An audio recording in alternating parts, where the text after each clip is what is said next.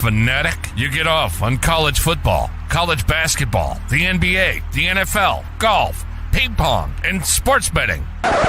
Wait, back up. Ping pong? What the hell?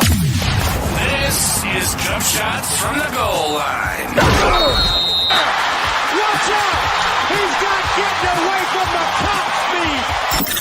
Hot takes and hilarious banter on everything from college football to the NBA and everything in between, except ping pong.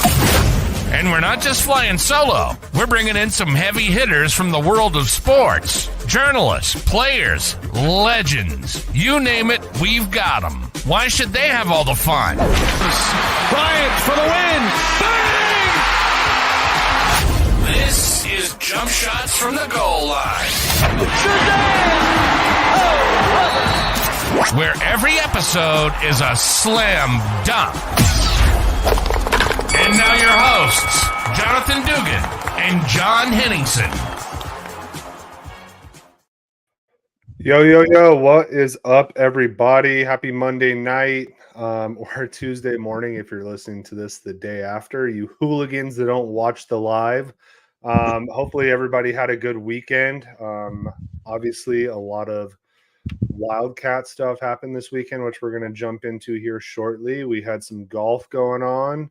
A little bit of Copa America, a little bit of the Euros if you're into the footy, which I know Henny's not hugely into, but he'll entertain my interest for 2 minutes for the people. Kind of like how we did with Ben when we used to talk about hockey, which, by the way, Stanley Cup final was tonight. College World Series final was tonight. Lots of sports, a lot of sports that happening. Some we care about, some not as much. We have a corner of our heart and brain for it, but not as much as some other things. So hopefully that doesn't shine too far through this episode. But hey, we're men of the people. We want to bring it to you. We also have some updates on some Jump Shots from the Goal Line merchandise that we are doing with a friend of the show. So we'll give you that news kind of right before Twitter Fingers, and then of course Twitter Fingers. So lots and lots to get to. Henny, how the hell are you, man? How was your weekend? Did you get to go hit the links at all? We did. So we did get out there, as we had to, because we got to take our tasties and we got to get out there. But no, it's in all sincerity, it's a weird time of year. If you're an Arizona golfer, you have like sort of the transition between all of the it's just like a continual transitional game. But this weekend we were rewarded at the end with a nice dump from a monsoon. And there's like nothing better than a Tucson monsoon. And I say Tucson specifically because I grew up in Phoenix and those just don't happen anymore. They're not the same. They can happen, but they're not consistent. They're not the same. I promise you, they are just simply not. Sitting on a nice property, watching the monsoon come over a mountain. It's just really hard to beat, man. It's really hard to beat. Yeah, the big people up in the valley, they done canceled monsoon season. So it feels that way. Just another reason to make sure that you're in Tucson. You know what I mean? Not that we don't love our brethren to the north, but hey, it's a lot of natural beauty down here in the good old Pueblo. Dude, the monsoons were pretty clutch. I wasn't expecting them this weekend. I don't know, to me, maybe a little early, but it could also be because last monsoon season we just really didn't get dumped on really at all. But this year we already have cars floating down different streets in Tucson. Just a PSA, all right? Like if you guys haven't lived in Tucson that long, or if you plan on moving to Tucson one day, when it's monsoon season, just don't bother. Just stay at home. Definitely don't try to go downtown. Don't go under an underpass. If it looks like a rushing river, it's going to treat you like a rushing river. So just stay at home and enjoy it from your front porch. Nothing is that important that you need to go out in the middle of a roaring monsoon. Yeah, you don't want to be a part of a stupid motorist tax. No. Like that's so embarrassing. Yeah. Obviously greater things are at risk, but you simply do not want to be taxed and labeled as a stupid motorist. So that's the thing about a monsoon. Like to me, once it hits, like you just gotta kind of enjoy it. You just got to get to where you got to get to, and you got to enjoy it. Or if you're stuck where you're stuck at, then you're stuck, man. Like, it just is what it is. But yeah, that one was that was a big time storm. Yeah. So huge win here.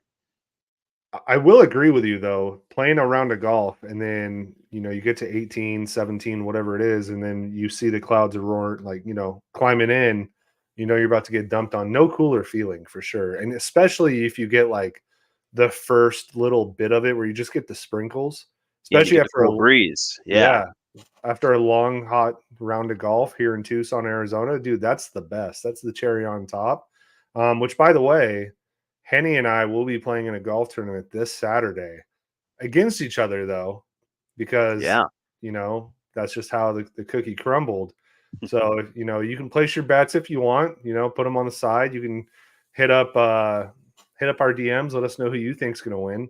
I can tell you if you're a smart person, you put it on Henny's team. But hey, if you're rooting for the underdog, your boy's here for it. Maybe you like those plus signs. Maybe you like a Yeah. little value on your play.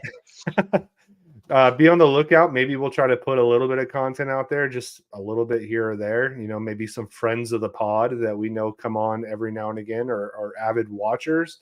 Maybe we try to get you guys on the social media. So if you guys aren't following the social media yet, make sure you follow us at Jump Shots Pod on Instagram, or no, Jump Shots from the Goal Line on Instagram, Jump Shots Pod on Twitter.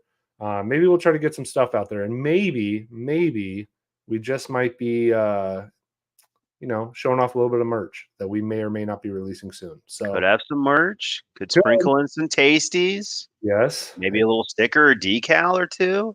Yeah. Not no promises, everyone, but we're going to try to do what we can to, make our presence felt. Yep. Whatever's clever. So, but yeah, hey, this weekend, let's just jump into it. I want to talk about the wild world of the Wildcats, the Wildcat football team. What a hell of a weekend, man. I'm going to go ahead and show off a little bit really quick, just what they did.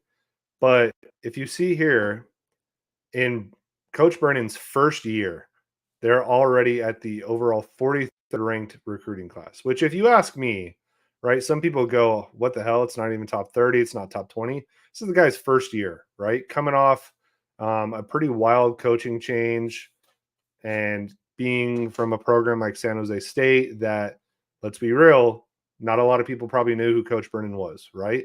Guys come in here, riding momentum. He saved the team, kept a lot of the major players that played a huge role in last year's success. Your Noah Fafitas, your T-Max, Jacob Manu, the whole offensive line basically stayed, which that's insane.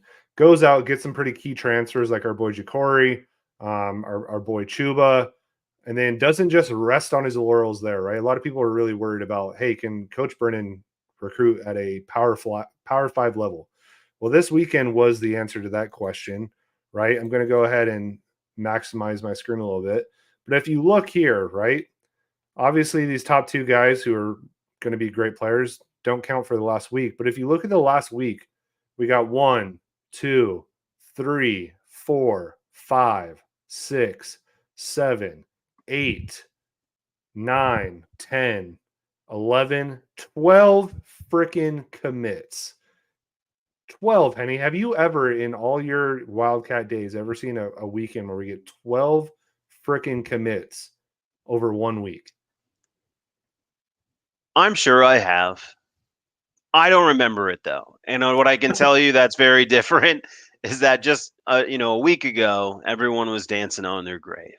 Yep. So for the Arizona State fan, dancing on her grave, telling them that they can't recruit, nothing's ever going to happen. Ha, ha, ha, you guys are dead. We're not dead. And what I like to see is I saw a lot of big, healthy boys, Jonathan Dugan. I saw a bunch of big, healthy young men signing on that squad. Yeah, I mean, I don't want to read the numbers off the weight chart here, but we saw some big boys. We saw some in-state recruits. Yes. So, right, some from the big programs. We like to see those kids from Scottsdale, Saguaro, right? Chandler. We chastise you, Phoenix, but we love you long time.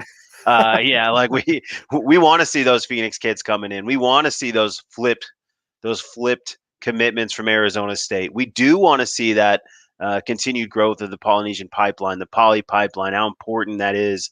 And look, man, like that's just plain and simple. You know who to follow if you're an Arizona fan. whether it's either side of Team Fief there.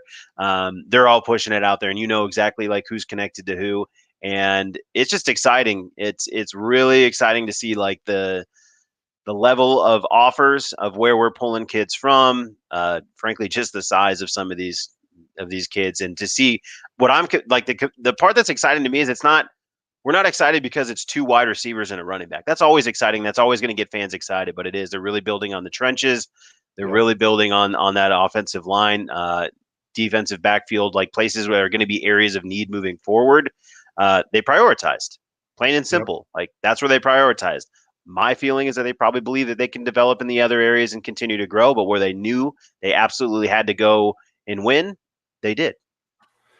Absolutely, dude. If you look at the recruiting class right off the bat, right, already it's really shaping up. We got the QB of the future, Robert McDaniel, committed last month. We got another tight end coming in, really highly ranked. We got another running back coming in, Wesley Yarbrough, right? Pretty highly ranked there. But like you said, dude, when you're going in and you realize that this is Arizona, right? We look at Desert Swarm, look at some of the best teams we ever had. Huge, huge Polynesian influence, right? Another little merch drop. Our Polyzona shirt will be being released here soon, right? And we did that for a reason. Arizona has a rich, rich history of recruiting Polynesian players that play a humongous, humongous role in this program's success, right? So what does Coach Brennan do? He goes out. He gets Javian Gu. He goes out and gets Sione Tohi. He goes out and gets Losapini Tupo.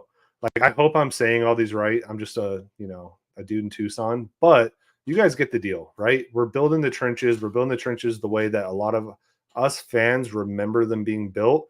And then we go out and supplement the defensive backfield as well, right? We got Alan Gant out there. We got Dejon Hinton, whose father played at Arizona, was committed to ASU, like you said. Flip that. We go out and get Swade Griffin, whose father is Cedric Griffin. If you're a Vikings fan, you'll remember that name, right? Josh Tuchek from Milliken High School. Guess who else went to Milliken? Takario Davis. Weird, right? Gianni Edwards, another cornerback, right? So we are doing the damn thing. We're building out the team really well.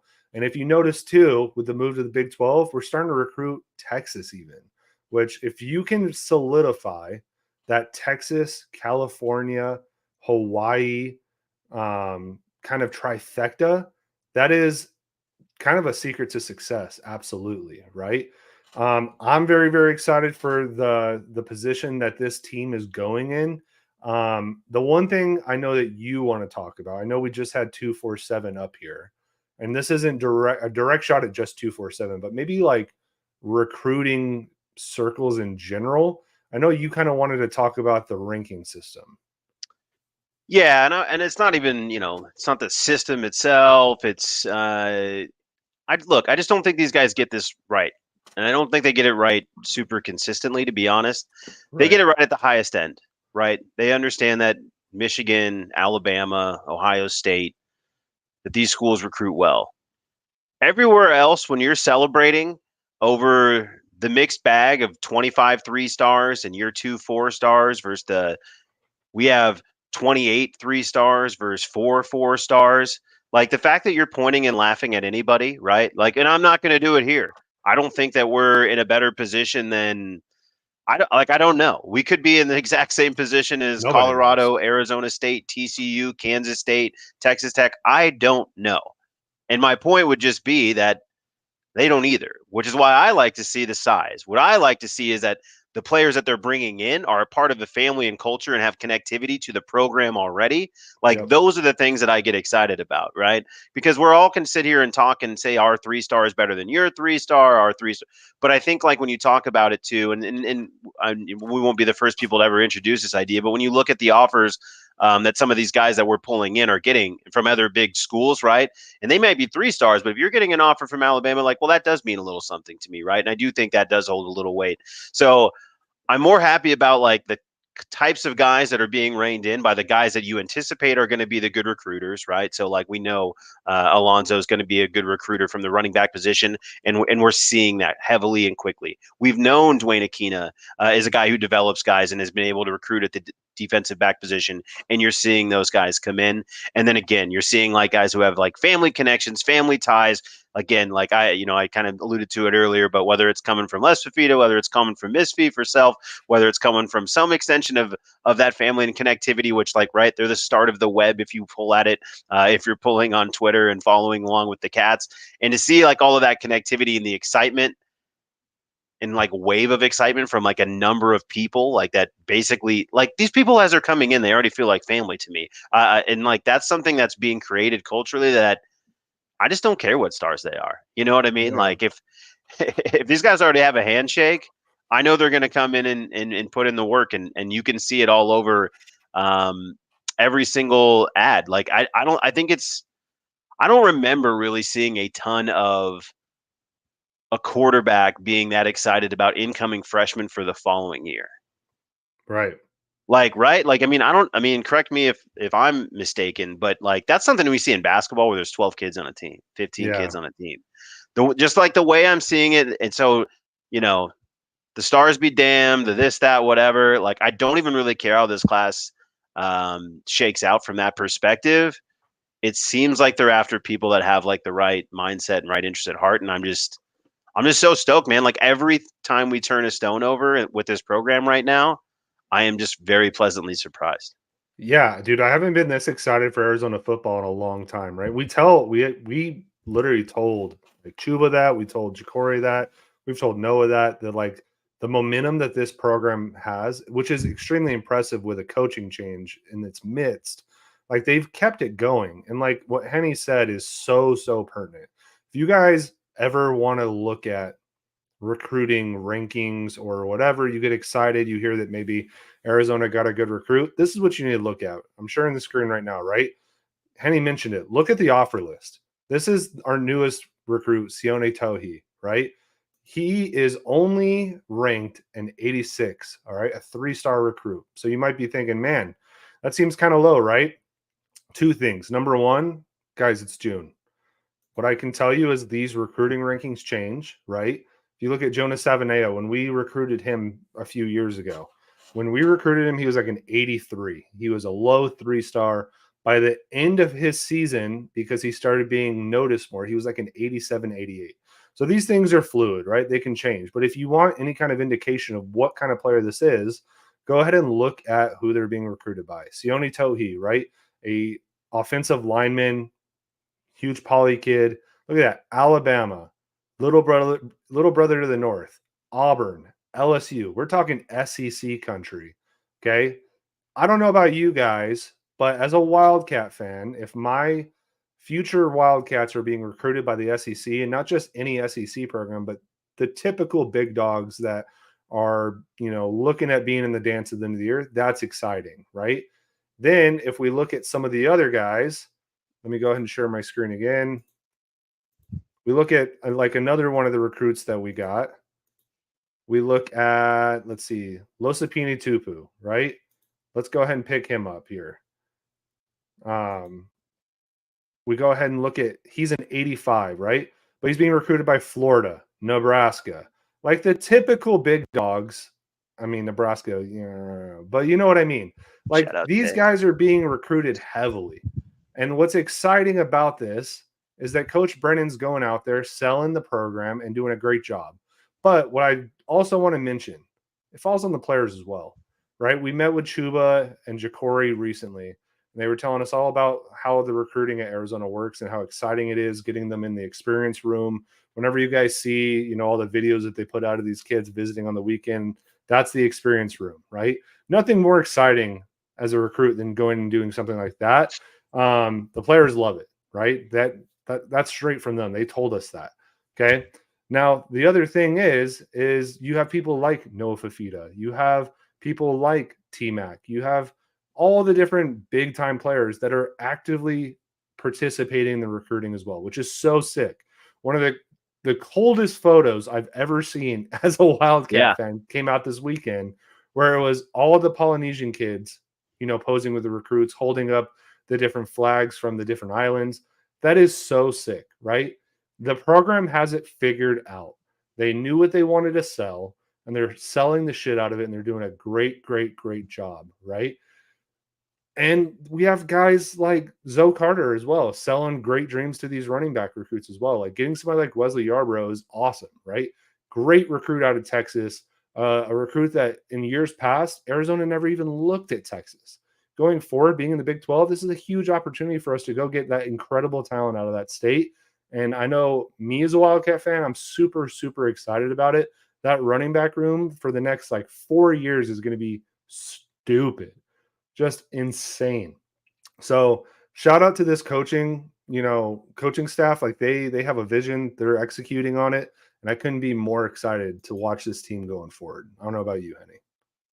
Yeah, that's it. I mean, it's just the excitement continues, man. I mean, that's just where I'm at. Every time I, get a little thirst, Brennan delivers, right? It's like I just enough to sip again, and to get excited. And honestly, yeah, I'm just thrilled, man. And it's I think you'll hear it from every Wildcat fan. And I think you can just see it in the vibes and the energy from like fans in every like aspect of Arizona sports right now. So it's crazy to think that we were talking about like a deficit and a change of an AD and even losing a head football coach, and to be like where we're at and to be this excited is mind blowing. It's absolutely been a roller coaster. It's been insane, but uh, couldn't be happier with where we're at. Stoked. Okay. And Wildcat fans, if you want a little bit of inside baseball, right? If you ever wondered, hey, can this coach, Coach Brennan really recruit coming from San Jose State? I can confirm, based on our conversations with the players, privately, whatever, they love him. They think he is awesome, relatable, very transparent, very honest. Like, to just give you an idea, and I'm sure he won't care if we share this, it's one of the reasons why Jacory came back. Got a phone call from Coach Brennan, was very honest with him, was very forthcoming, decided to come back home, right? I guarantee you, if we brought on any of these new recruits that just, pledged their commitment to U of A, Coach Brennan played a huge, huge part in that, right? And we've seen it in the past. We've had coaches like Rich Rod that were very, very OKG focused, only went to certain states. We had guys like Fish that, love him or hate him, were promising the moon. Who knows if they delivered? Now we have a coach that is being very transparent. He's a player's coach. If I was a high school recruit right now, I would be hounding his phone, finding out what kind of space he has for me. Because going into the Big 12 off the back of a 10-win season last year, this program's going nothing but up. And I can tell you a lot of teams in the Big 12 are probably a little bit worried. So if you're a high school recruit watching this, Arizona's where you want to be. I'm telling you right now. The city's behind you. The players are behind you. It's a good time to be a Wildcat, and I couldn't be more excited about it. So perfect, man. Outside of that, we did have a little bit of a golf tournament this weekend. To switch gears really quick, right? Scottie won it again. That's just what this guy does.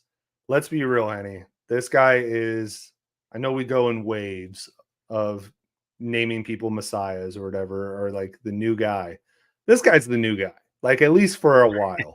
Yeah, he's the guy guy. doesn't lose. He can This get guy's the guy. arrested. He can have protesters on the 18th green. It doesn't matter. He wins. He does not lose. And he does. He brings drama. I don't know how he does it, but he makes golf so damn interesting. It should be really boring to watch Scottie choke out the field. It should be boring because it's what he's doing every single week. The guy was competitive at the beginning of the year, switched to a mallet putter, and basically hasn't lost a signature event since. He just wins every single signature event. Every time something's worth $3, $4, $5 million, he's going to go ahead and cash that check in front of all of his best friends. He has no problem doing it. The guy has been absolutely incredible. Shout out to Kim, man. Kim absolutely battled him, and you know him, right, from your Netflix documentary. So you got up to speed there. So if you haven't seen Full Swing season 2, get your chance to another young talent who's just like super incredible. On 18, absolutely dialed in a shot that was just nails, right? Just almost hold out and stole the show from Scottie. But ripped it back, made the putt, pushed it to a playoff. But ultimately, Scottie reigns supreme. He just waits, he plays better golf than you, and he ultimately wins, despite all the things you mentioned. So I don't know where you want to go next. I will tell you from Kim's perspective, I'm very excited to see him playing well. I will ask that he plays faster. It's one of those things where you see a guy and you don't get to watch him like week in and week out. You're like, hey buddy, like let's keep it moving. And so he's going to be one of those. So just to be wary of that. But I don't know. Was there anything that you took away from it? Maybe you're just like voyeuristic from social media. I'm a little more dialed in. Totally understand. So what's interesting to you? I think it's actually a better perspective to know what your everyman's thinking. I honestly felt bad for Kim because like the protesting on the 18 when like that was tough. We're fighting for our lives, you know what I mean? And like Yes. for that to happen and just a total disruption, which we all know, which by the way, I can speak on this. I recently golfed with my wife on Wednesday. Okay. Mm-hmm. And I can tell you, it was great having her out there. It was cool. But having to really disrupt the rhythm of my own game by her swinging 8-9 times each time she takes a whack at the ball. Rhythms are a real thing in golf. You know what I'm saying? And like for protesters that are just against big oil and drilling, it had to be tough for him to like come out there and just completely disrupt the whole flow of his entire game. Shout out to Scottie for being, tough as nails. And I want to know exactly what was going through his head, seeing a bunch of cops running at him for the second time in a couple months. But, like that had to be like the toughest thing for him. And, my heart goes out for him. Yeah, that. So I'm like, I can't believe he almost made this shot. And then all of a sudden, the canisters. I think we're going to show you guys the video later. Some real sad sacks getting tackled out there. Akshay, I got to say, and I'll just get to this now. I love Akshay. Akshay's a lefty, another young guy hanging in there. I'm kind of pulling for him. I'm like, hey, maybe he can give him a run this weekend. Akshay's out there telling people in the interview he's scared for his life. Come on, you guys are laughing out there. You're not scared for your life. You're scared for your life, Akshay. He says it like super relaxed, casual, as he always does. He's like, yeah, I think I was scared for my life out there. I'm like, it doesn't sound like it. Yeah, I think you would be a little bit different. But I did enjoy the hydro. I mean, like, honestly, it added to it. But yeah, to your point, I was feeling real bad for Kim having to wait over that putt. I was so glad he made it and at least gave himself a chance to reset, which also kind of I think golf's got to fix this. Like, I don't need to watch these guys go in and sign their scorecard and let's get to the next hole, man. Again, with the rhythm, let's just keep this freaking thing going. I don't want everybody to go in, formalize a scorecard. Like, what are we doing?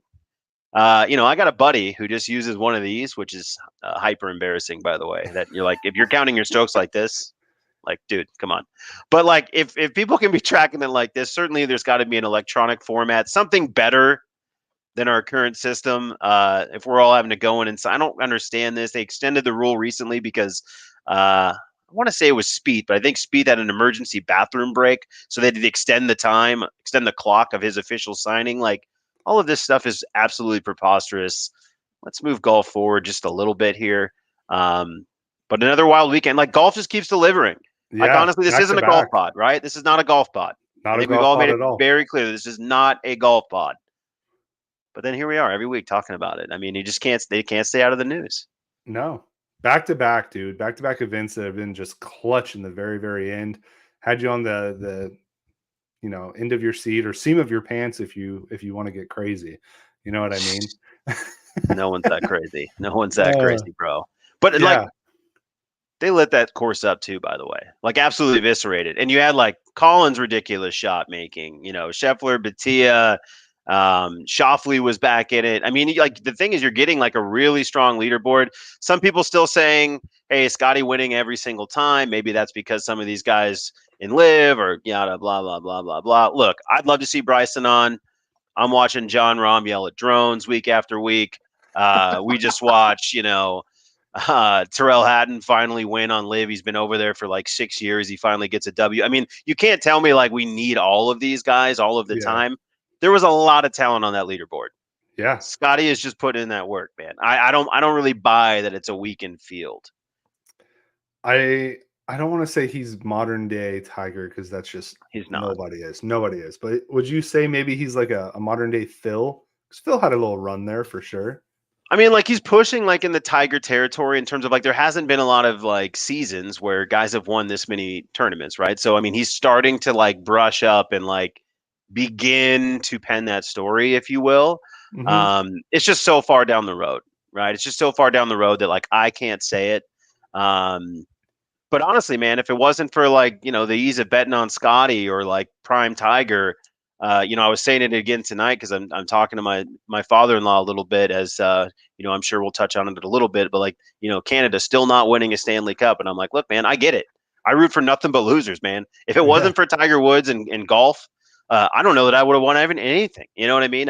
2001 Diamondbacks was a long, long time ago. Let's get it going, boys. But like, it's been a long, yeah. Thank you, Sidewinders. But it's been a long time. So if you're a Scottie fan, enjoy the ride, man, because it's really nice to collect some easy dubs. And I guess that's the funny part about golf is I end up rooting for like five. There's guys I root against. There's guys I root Yeah. for. But a couple different guys can come up a winner, and I feel okay about the weekend. Yeah. I like where golf's at, man. A lot of drama, a lot of fun. I just love the fact that Scotty keeps winning no matter what life event is thrown at him, being arrested, Oh, protesters, having a baby. Doesn't matter. The guy's just, he stones. tap an attorney winner, hand him the baby, hold the trophy, pose with wife, rinse, repeat. It's unbelievable. I mean, it's unbelievable, man. I agree with you, though. I think that was a solid point where you said there hasn't really been a betting favorite, like somebody you can rely on heavily betting wise since Tiger. Like Scotty is that. Yeah. That's the thing. He's in there. I mean, look, he's like down 2 on Sunday, and you're like not getting a good number on him. You're like, he's around, and you're like cooked. It's not even like you don't even want to like throw into the pot because you know what's going to happen. I mean, you can throw in just to cash your bet and just take the winnings, but you're not going to get great odds. I mean, I'll just say Yeah. that. So if you want to jump on Scotty, you have to do it like on a Monday. I mean, it's just like the only way. Yeah. We got Talby in the chat talking about Tiger was number one for 281 weeks. Scotty's longest is 58 weeks. Yeah, nobody, like, even when I made that comment, I know that he's nowhere close to Tiger, right? But nobody has been. Yeah. I think he comes like even remotely the closest. I mean, just in terms of, like I said, like, right, you can bet on him every tournament. Mm-hmm. You're probably going to make some level of money. I think that's all we can ask for. Tiger is the special one, dude. Like, he's, to me, he's the best golfer of all time. Got to get Scotty's camp tearing down some footage of Tiger, breaking it down, and maybe these stats aren't real stats. Sort of like the LeBron Jordan thing we have going on, where did Jordan really have steals, or were they all fake news? That's like really the only way to tear down Tiger. But like you're right, like I don't know what else. Like what else are we supposed to say when we look at Scotty? Like he only can remind you of Tiger. Like doesn't mean he is Tiger, but like who else is he going to remind you of? Yeah, you're like, this is much better than a David Duval run. I'm sorry, it just is, and it's much better than a Phil run, and it's much like in terms of like a singular season of just going out and winning every single signature event. Like he hasn't won every single major, but he is cashing all of the big checks on tour. Second and third place points, according to the FedEx Cup, like don't add up to Scott. It's not even close. He is annihilating them. Yeah. By the way, I did see a clip today of Bryson that I wanted to talk to you about. Did you see the clip he had? He was on somebody's podcast where he talked about him and Brooks, like the rivalry that they have there and like why that went sour.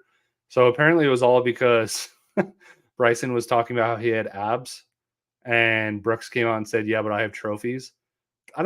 That's just guys being dudes, right? Like that's a great rivalry. Like I'm here for that. Yeah. I think that's fine. Also, by the way, I will say this. I don't know if we ever talked. I don't think we did talk about it. Olympics, right? 4 guys get chosen. I don't even totally understand the criteria. Colin Morikawa, of course. Good pick. Yep. Scottie Scheffler. Great pick. Of course. Xander Schauffele, of course. Another major winner, right? Yep. And then we have Wyndham Clark. And that's where we go, man, this should have been Bryson. And that's when the live stuff sucks, right? Because like there's a certain like little things, like it's not a lot of stuff a lot of the time, but there are those little things that just nag at you where you're like, that should be Bryson. Like that, I mean, like him, love him, hate him, whatever. Guy's deserving. He's been like, it's to me, Colin, Scottie, Bryson, most consistent in the majors all year, and then certainly Schauffele right in that conversation as well. So why do you think they went Wyndham? I don't know. It's some like point system. I don't. It's like it's some. I don't know. Like I don't. You know. The whole point system with golf is so broken. Like I mean, so broken. I'm sure it makes sense. Like the FedEx Cup standings, the points. Like I'm sure all of that stuff makes sense. It's just the problem is like with live golfers not being included. And again, this is where, again, it's just like these little things that live is broken and fractured. Like not enough for me to care and go flip the channel. Like I look again, I'm locked in on the PGA every single time. So like this is the problem with this. Like this the thing I still don't really get about live that we've been having this conversation for years now, and it's funny that this is what again not a golf podcast. It's just not. So it doesn't really matter. But it's like it's not something that we're passionate about. We don't even really care about golf. But live, man, it's just like forever like this weird thing where I know it's happening. Don't really have any particular issue with it, but also no one's watching it. Yeah, I mean I get it too. I guess with the point thing with them only playing 54 holes, it's tough to kind of like calculate how they stack up to a PGA, but I don't know, man. Major's got to play more of a part because we got Bryson out here just murdering the game. I agree with you. Exactly. Especially with the Olympics, like because that's just a scramble, right? With the four of them. No, I think they do like an individual event. Like But I like don't really understand it. I don't thing? remember who won last time.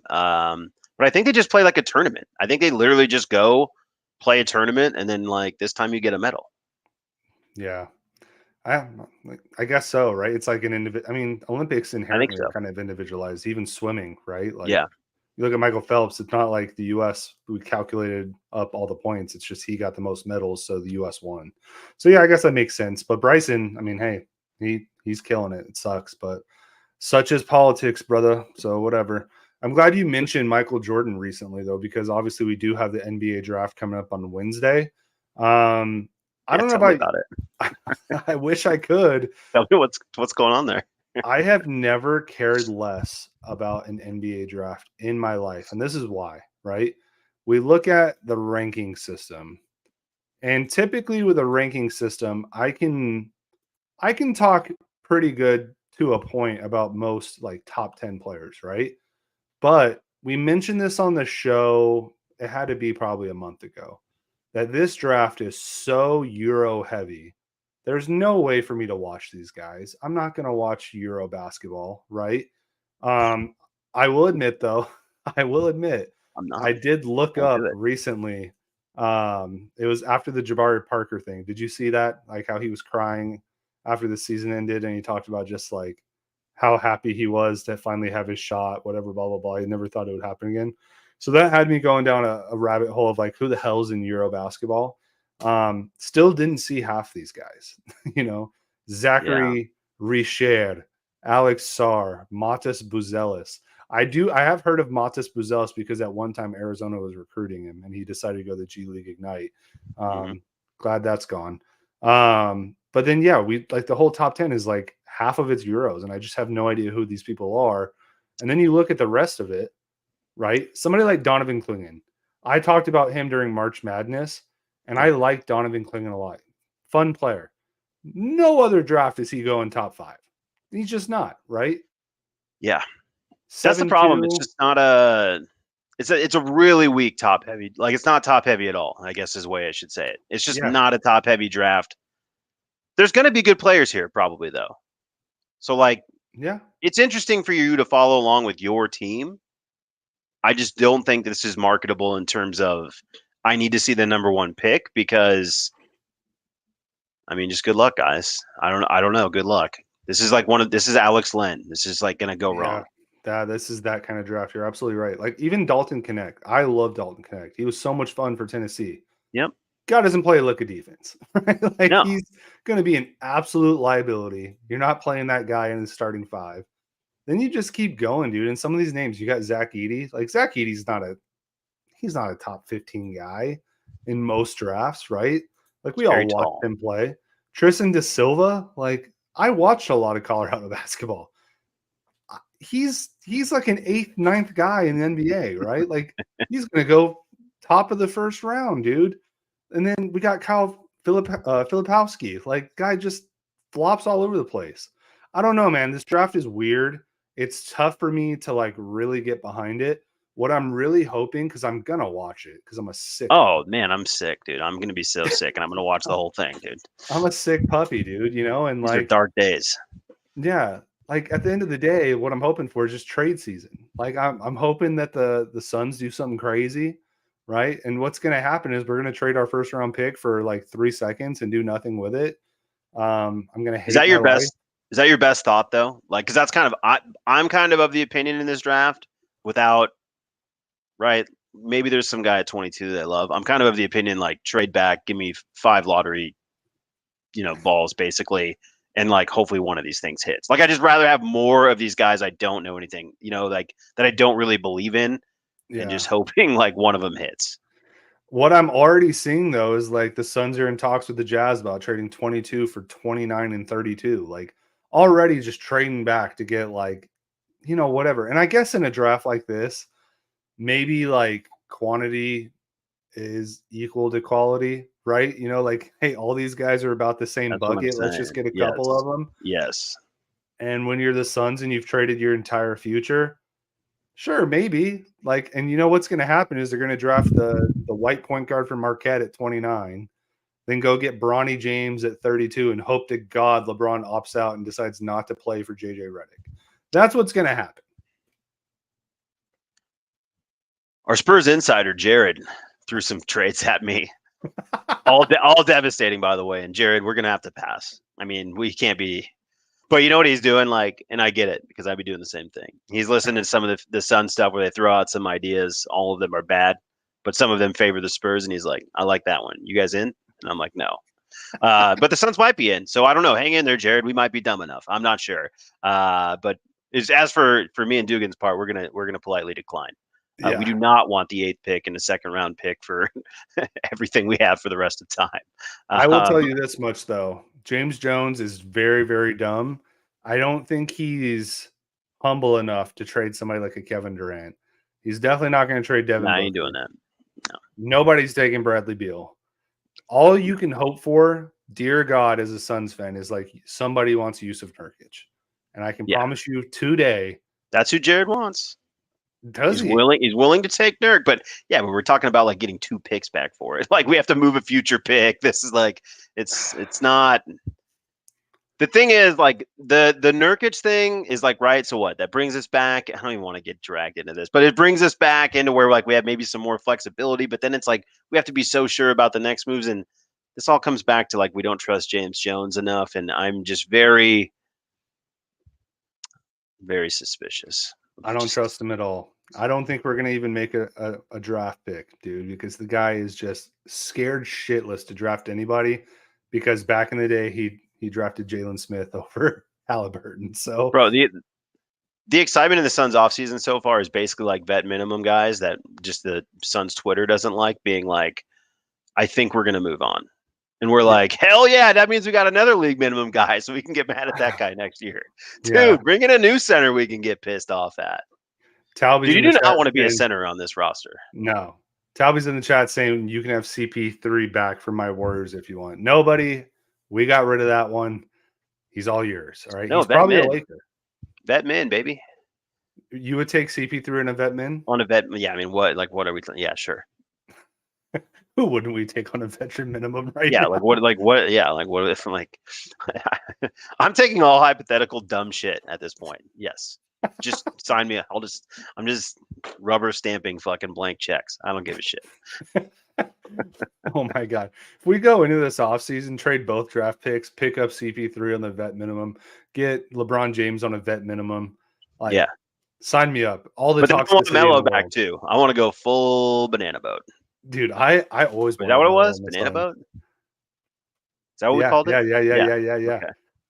Bring Dwayne Wade out of retirement too. I don't care. Yeah, dude, let's do it, man. Like, absolutely. I mean, secretly wanted Carmelo Anthony on the Suns for years, strictly for the. I love vibes. Melo, man. I love strictly Melo. for the vibes. But I want Melo. I always wanted like cornrows Melo. When he got rid of the rose, like it was the aura was gone, as the kids say. Yeah, hoodie Melo.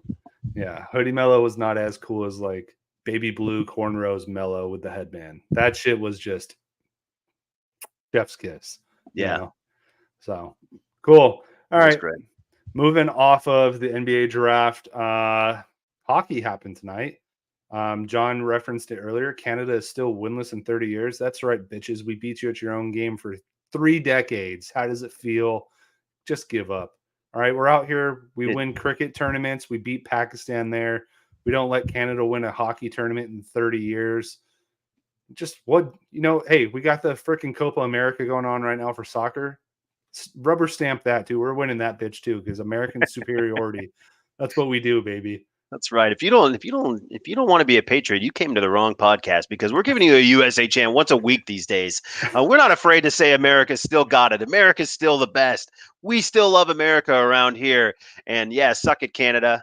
I don't know, dude.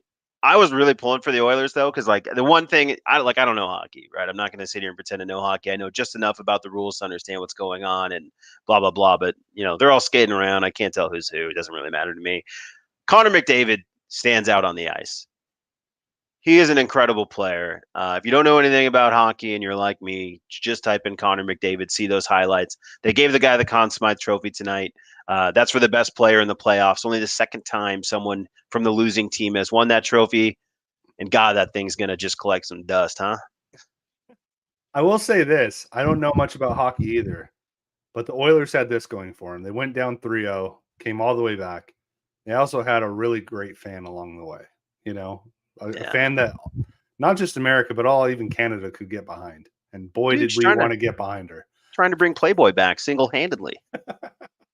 Isn't that weird to me? Like, I didn't know, like, she ended up with the deal with Playboy, which is like, I didn't even know, like, I didn't know they were still kicking. Yeah, like, so it's a thing. So, like, so she kind of brought America, like, she saved America, maybe. I don't know. Yeah, but it was. I thought Playboy died with Hugh Hefner, to be honest with you. I did too. That's why, like, I didn't really know that. So that was news to me. Good for her, though. So good for the Oil, man. It was a good run, but I think it's really devastating to be down 3-0, rally all the way back, and then just they couldn't get it done tonight, man. And those guys look gassed. Like Connor McDavid in the third period. I mean, just like looked like he was skating around on his knees, more or less. Like just kind of like flipping it and just like, please go in the net. Like I'm so tired. Is there anything harder? That'd be for Canada, man. Anything harder in life, by the way, than coming back down 3-0? It's like never happened, right? Like in any sport, basically. Yeah. I mean, yeah, like it's right. The Red Sox over the Yankees. Yeah. I don't even know if does it happen in basketball. I feel like maybe I don't think it has. Ooh, what about Warriors Mavs that one year? Maybe that's what I mean. Like maybe this has happened, but it's so hard that I can't even like think of anything off the top of my head. And there probably is one, and probably yelling at us right now and telling us what idiots we are. And I accept because I can't think of anything. So please DM us if you can think of a really key like 3-0 comeback. Because to me, it's always just been like the stat, oh, you go down 3-0, you're dead. You know what I mean? Like Suns came back in 5 against the Lakers down 0-2 in the old 5-game series situation. A little bit different. But also very exciting, very, very personal and exciting to me. That was against the Lakers, right? Yeah, against the Lakers, yep. Yeah, I remember that vividly. 92-93 on the run to the finals. That's how it all started. Talby said Red Sox. Yep, we already said that. Yeah, that one we got, but then that's what I mean. I don't know. You don't see it in football because it's one game playoff series. Soccer, same thing.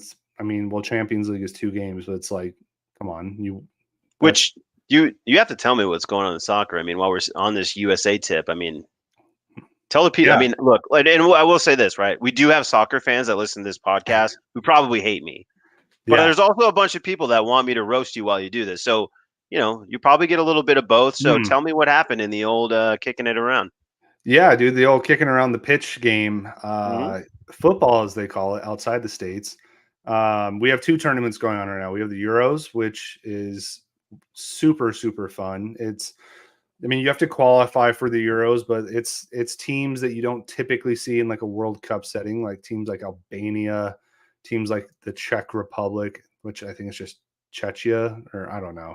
I'm not out here spewing geography lessons, right?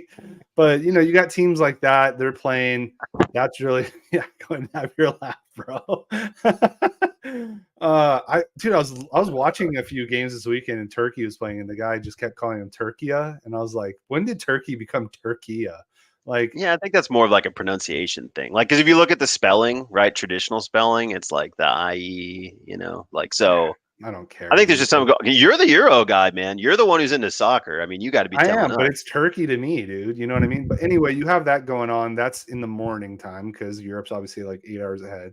Now we have Copa America that just started, and that's going to be everybody from CONCACAF and CONMEBOL, which is like South America. So right now you get Argentina, Brazil, Uruguay, all those teams playing now, like the U.S., Canada, Jamaica, Costa Rica.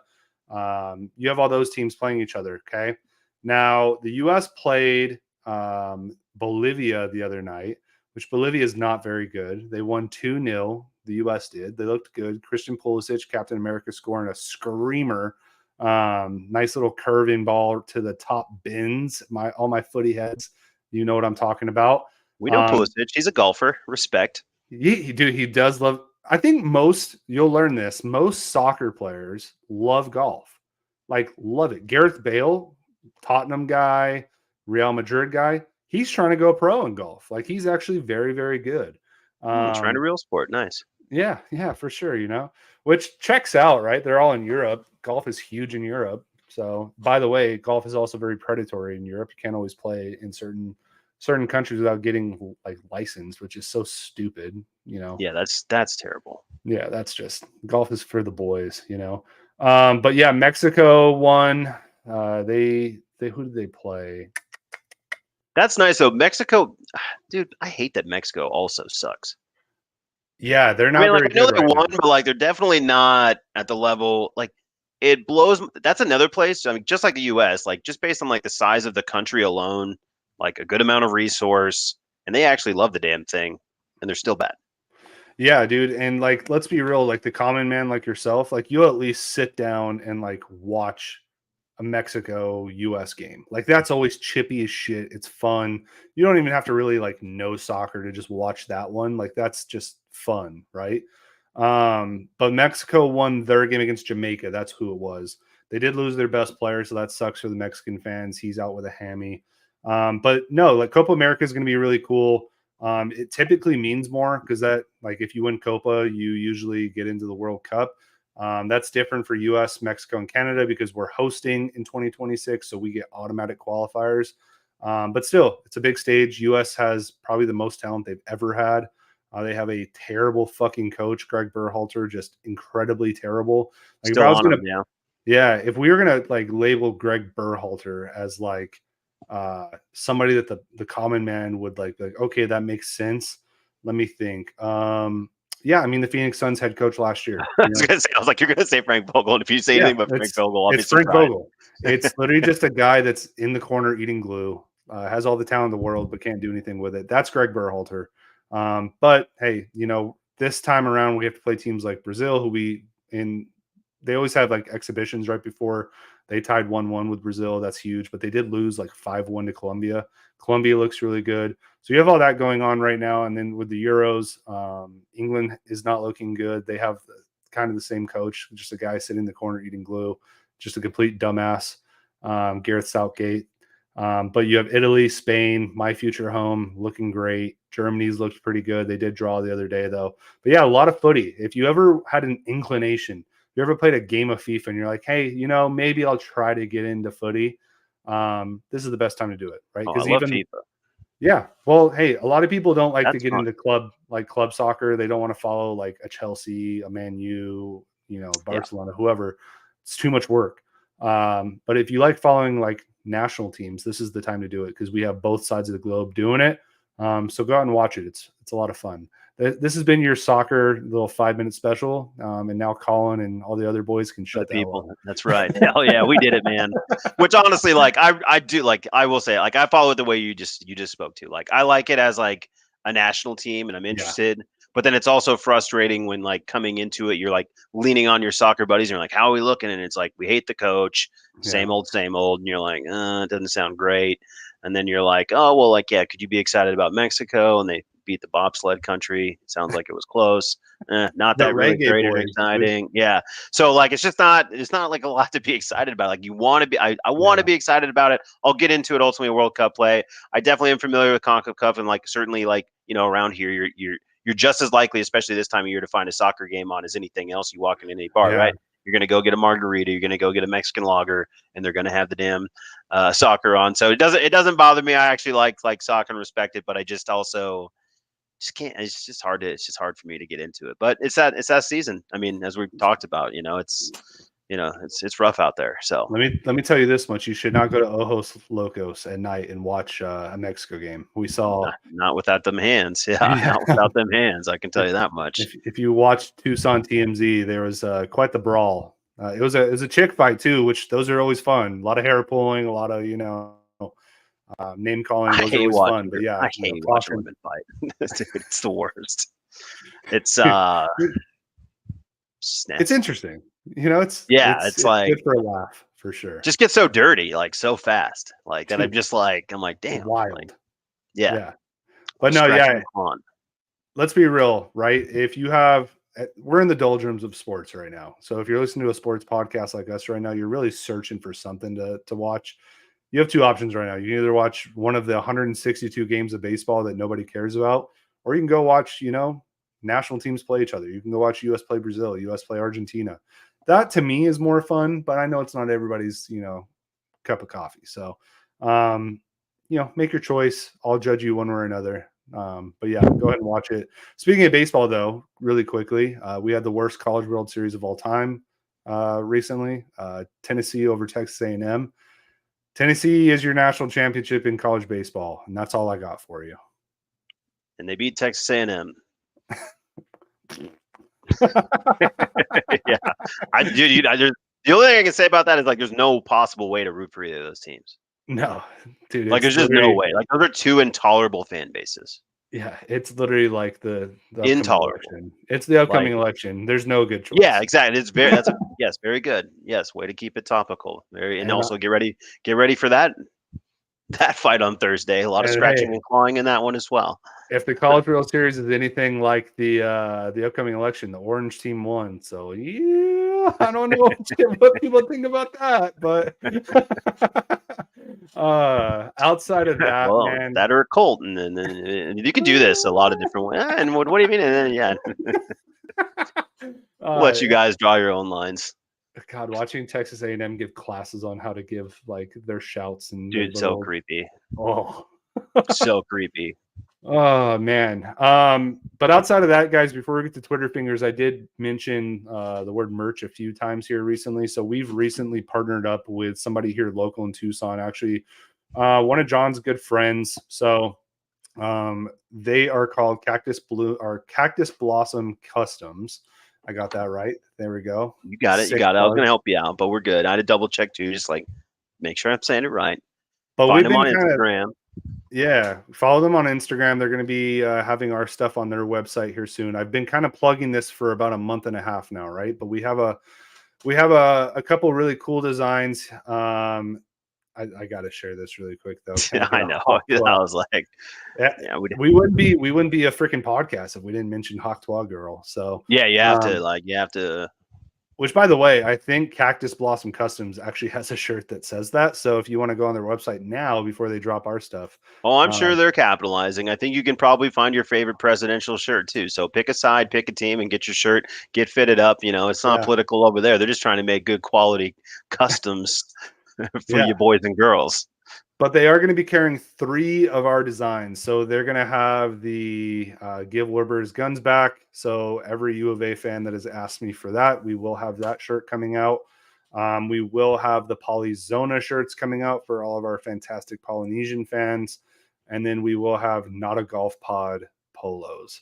So not a golf pod, but you can now wear that on Saturdays and Sundays when you're out golfing with the boys, enjoying a nice tasty.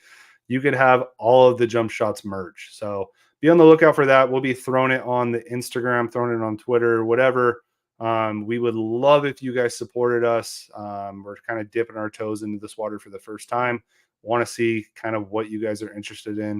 If you guys have any ideas, if we ever had some really good one-liners, or whatever, and you want to see that on a shirt, let us know. Hey, we'll come up with a design. We have a really great partner now to do that with, which will probably, I think we'll probably throw him here on the stream, promote his product as well. So do us a favor, go check them out. It's our cactusblossomcustoms.com, and be on the lookout from our social media when we drop that stuff. But in the meantime, let's get to one of our favorite segments.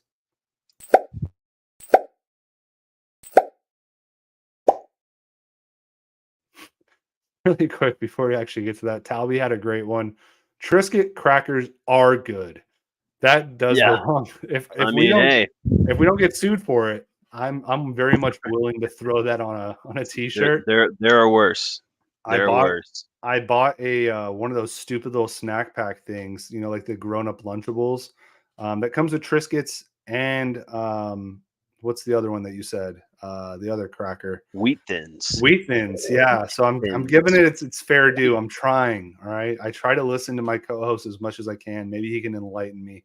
So maybe we can throw that on a t-shirt. Triscuit crackers are good. I don't know how much of an audience there is for that, but I would love to find out. We'll see. Put some feelers out there. I'm thinking like a waffle print shirt, like kind of a waffle. Yeah, dude. Vibe, something. you know what I mean? It kind of feels like a Triscuit, looks like a Triscuit. All right, so for our first one, Oregon basketball has released their new floor design. Henny, I'm gonna let you take this away, man. Well, I mean, this is like long overdue, right? This has been the worst court in America for like as long as I can remember. They certainly kept some of it going on here, but I have hope, and we'll see when they put it on. We'll see when we get it on ESPN here. I mean, it's gonna be Big Ten basketball, so ain't nobody watching that. But like, I think you could watch a basketball game on this court. I think you might be able to see the 3-point line. It doesn't look like vomit, so that's cool. Because that's what I'm saying. It doesn't look like it was on fire at any given point. So, congrats, Oregon. Every time I've ever watched an Oregon game, and this has been over the last 10, 15 years, it looks like somebody got too drunk the night before and just vomited. So I applaud you. I actually do really, really like the trees. That's kind of cool. And yeah, it's a subtle improvement. I wish Bill Walton could have seen it. So, all right, next one. Drake has placed a $500,000 bet on the Edmonton Oilers. This guy just stays losing in 2024. That's what I'm saying. That's all this is about. I just want to talk about this L's that this dude keeps taking. And guess what? USA comes up winning again. Suck it, Canada. Man, yeah. Rough show, Canada. I mean, honestly, everybody from Canada, I love you guys. It's honestly the nicest people. They're all like, I agree. Honestly, incredible. Like I don't run into Canadians that I don't enjoy hanging out with. Pretty broadly speaking. But I have a feeling, like a sneaking suspicion, Drake would be one I'm not into.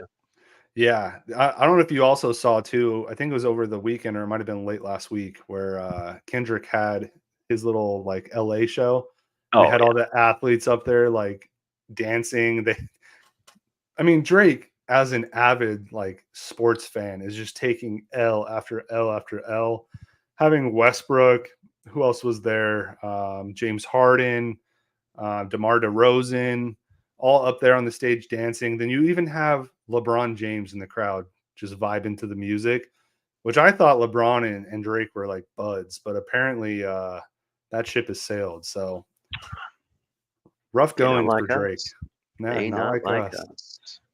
That song is a vibe, though. It's really good. I know. Here we go. Concert looks so much fun. God bless America. God bless America. There's no better pairing than these two. Risky and this Alabama dude, like Canada won a Stanley Cup since '93.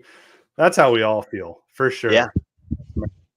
I think we're playing the hit. I'm telling, like, I will say this too. Like, you can feel the end. Like, we don't have college football yet, like fully in swing. We don't have the NFL. We got no bat. And the NBA's so even the Twitter well running a little bit dry. You're just gonna hear us replaying the hits of everything we talked about during the show.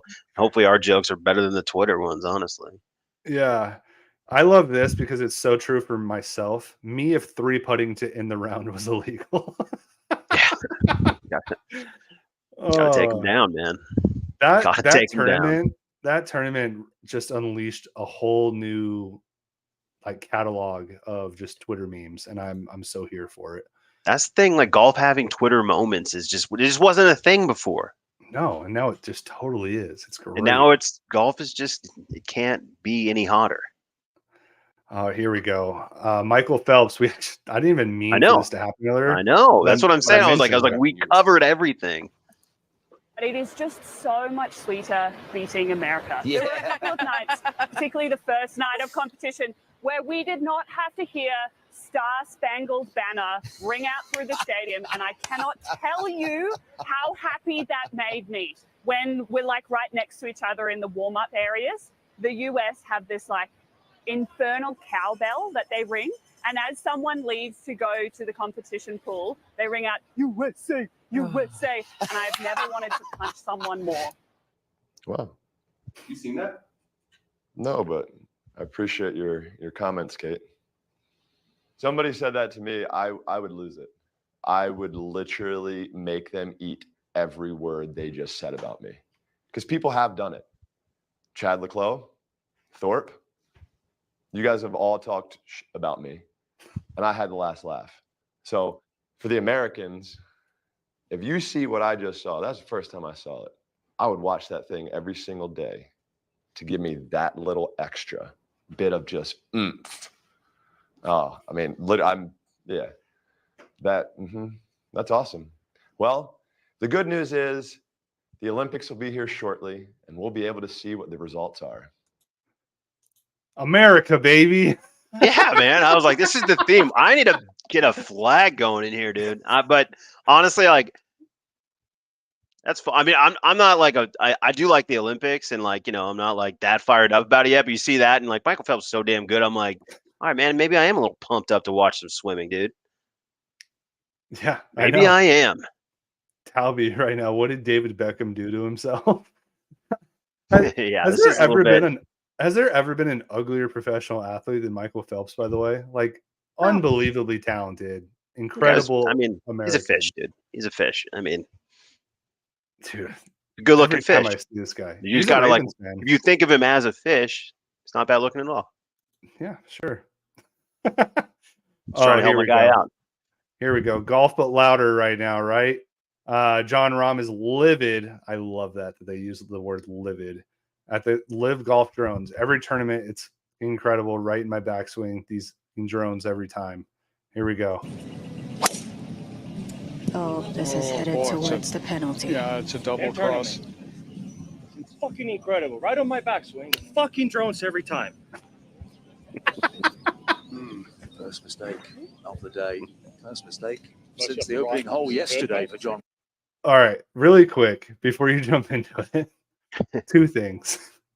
If you watched where his feet were lined up, he was always going to hit it that way. He wants to blame the drone, all right? He wants to blame the drone, but his feet were so aimed that way. But I have to say, I feel for my man, John Rahm. I mentioned earlier, I went golfing with my wife last Wednesday. My wife has never been golfing in her life, okay? And as you can imagine, I had to tell her a few times, babe, when you see somebody about to swing the club, you don't say anything. It's very rude to talk in somebody's backswing, whatever, right? She did it probably every single hole up until hole 6, all right? Just casually telling her, babe, got to stop doing that. Got to stop doing that. Whether it was me, somebody else, the group in front of us that we had like rolled up on and they were still on the tee box, whatever, right? She wasn't really getting it. Your boy was having a rougher round, all right? It wasn't playing great. It was hot as shit. I promised you. Yeah, there's no way. It's insurmountable. It's like too much. You have no hope in that situation. No, you called it, okay? Anyway, I had a John Rahm moment, okay? So I'm on a par 3. You know par 3s aren't my thing, Henny, all right? So I get up to the tee box. I hit one left, all right? It actually wasn't even that bad of a miss, but it was a narrow par 3, okay? So I go ahead, pick up another ball. I'm just going to breakfast ball it, right? It's fine. It's a Wednesday. There's not a lot of people out there. I want to prove to myself that all this shit I've been talking on the pod is true, okay? So I put it down. I got the 9-iron out. I go to swing the club, and my lovely wife says in my backswing to the couple with us, She goes, "Oh my God, he hit another one out. No wonder he buys so many balls." And I literally stop what I'm doing. I turn around and I go, "Shut up, Jen." Like so loud. Immediately regretted it. Like terrible husband moment, but like, John, I feel you with the drones, buddy. Like this, we're in cohesion right now. Yeah, so like that's like the funniest thing when like a kid says it, but it is hard when an adult says it to you, even if it's your lovely wife. It is a tough pill to swallow, man. Like my buddy's kid who's like 5, he used to go out golf with us. You hit that one short, and he's like, you should hit it harder. And that's funny because he doesn't really know any better, and he doesn't even know that he's poking and prodding you. And not that your wife necessarily does either, but you're looking at her, she's an adult, and you're thinking you should know. I'd also told her 6 holes in a row. Yeah, because you should know, because I told you, and because you're an adult. But they just don't know. With drones in the air, with video being golf, I do want to shout out Amateurs Golfing. He's like always in here live, and he's got a channel you can follow too. So Amateurs Golfing, if you want to see some fun golf clips, I think he even threw one of ours up there. So give him a follow too on YouTube and Instagram. Another buddy and partner out there. But I mean, your story is better than anything. John Rahm, into the water, drones, you get it. Yeah. I just love too, though, by the end of this clip, you just have that sign, golf but louder. Yeah, And no, yes, but that's the thing too. Like that is what's funny about it also is it's like it's golf but louder, and like they're adding the drones, and they talk to the players about the drones, and then he's just MFing the drones. So I'm like, well, it's kind of what you're here for. So apparently John Rahm has been known to have just a really wicked potty mouth on the course. Yeah, and he's got a temper for sure. And now he's just mic'd up all the time. So it's just being caught on camera finally. Yes, exactly. The live hot mic is always in play. Like they don't have that thing dialed in at all. So getting a lot of great audio out of live. Yeah, here we go. We got the protesters on the 18th green. I just want to see this tackle again, honestly.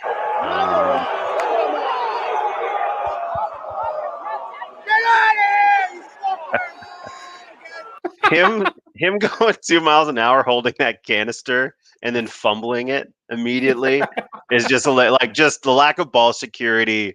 You got to feel that man coming off your blind side. Everybody knows that. It's just hilarious. It's just, it's just great to see a tackle mid round. It is. It's bad. Yeah. God, freaking protesters, dude. All right. As you spoke to, man. We basically have EJ basically alluding to, because we had the concert you mentioned, and now I'm like drawing a blank on like everything. So Kendrick Lamar has his like impromptu concert on LA on Juneteenth, and then basically someone throws us like, we really needed EJ out there with this quote like, "Finna pass on this body, I'm John Stockton." What a lyric, huh, Chuckster? I can hear it in his voice, dude. Huh, Chuckster? And honestly, I would have taken like a recap from them after. Like that would have hit. And honestly, that concert looks so damn fun. I know you just said it earlier, and I knew this one was coming up because I remember sending it. And damn, that looked fun. What you're gonna learn is we just recycle a lot of our own jokes, so it's fine. Yeah, I mean, we're not. Yeah, you guys probably don't think we're funny at all. We do. This was great. Yeah, this was great. JJ McCarthy's first pitch. Hell yeah, Vikings fans. Look what you have to look forward to. Great news. He's just QB1. Nothing to panic about. Can't hit the mitt. No big deal. Just throws for a living. Better get them Sam Darnold jerseys out of the closet. You know what I'm saying? That's just classic Vikings. I mean, like, the thing is, like, Vikings fans are so emotionally scarred, like we are for the most part. And so I just know that hurt them like a little deeper inside than it needed to. It's just the first pitch. Doesn't really matter. But if you're a Vikings fan, I know it stung just a little bit more. Just a wee bit. It's not looking good. Not at all. A lot of Christian Ponder vibes coming out of there. So, all right. Well, that's all we got, guys. A lot of sports stuff happening, right? I will remind you, the merch drop should be happening relatively soon. We're working on the final details. But do us a favor, go support us that way. But also, if you want to support us, go ahead and leave a 5-star rating on Spotify, on Apple, whatever it is you're watching this on. go ahead and click that like and subscribe button so you get notified whenever we go live or whenever there's a new episode drop. We really, really appreciate it. And follow us on Twitter, follow us on Instagram, follow us on Facebook, TikTok. We're on all of them, right? So make sure you go and do that and share it with a friend, right? The more we grow this channel, the more we grow this pod, the more cool things that we're able to do, the more awesome merch we're able to drop. But up until this point, you guys have been incredible. And Talby, you say I want you guys to film a golf day. Well, friend, maybe we can get with Amateurs Golfing up in Phoenix and do that. If you guys really, really want with my lovely wife, that I cannot promise you. That may never be on camera, bud, because people would be concerned. So my wife's Latina, and it's not concerned for her. It will be definitely concerned for me when I tell her to shut up again. So, but yeah, golfing still hanging around. He wants in. He wants in on that action. So we'll have to see what we can put together, guys. We'll have to see what we can put together. Yep, we've been talking about it for a while. Your boy even bought a couple lapel mics so we can go do a little bit more, man on the street type of action. So I would love to go show you my shitty golf swing and how many balls I go through, because apparently only my wife knows. So maybe we can get that on the docket here this summer. So Talby says I will fly from California to play. My friend, maybe we can set that up. Big words being said and thrown around tonight. Big words. We have you saying that. Amateurs Golfing's always down. Jason from Tasties is always down. So maybe we can get a little jump shots from the goal line open happening once again. We've done it with the guys. For my regulars, earmuffs. I still love you guys. We still keep the game going. You know what I mean? But yeah. We have golfed with the U of A boys, but we've never golfed with the people of the pod. So I would love to do that. But yeah, hey, if you want that to happen, do us a favor, leave a 5-star review. If we get plenty of 5-star reviews, we'll definitely make that happen. So, God, Talby, I flipped a golf cart and broke my foot once on Golf Plus Entertainment. I have to see that now. So please, everybody, leave enough 5-star reviews so we can, get Talby to come down from California. Just the picture of the reenactment, Talby. We'll throw it on the Instagram. Yeah, there we go. Yeah, if you have the video, send it our way. We'll definitely make that go viral for you. So cool. All right, guys. Well, hey, have a great rest of your week, and we'll be back next Monday. So talk to you later. Bye.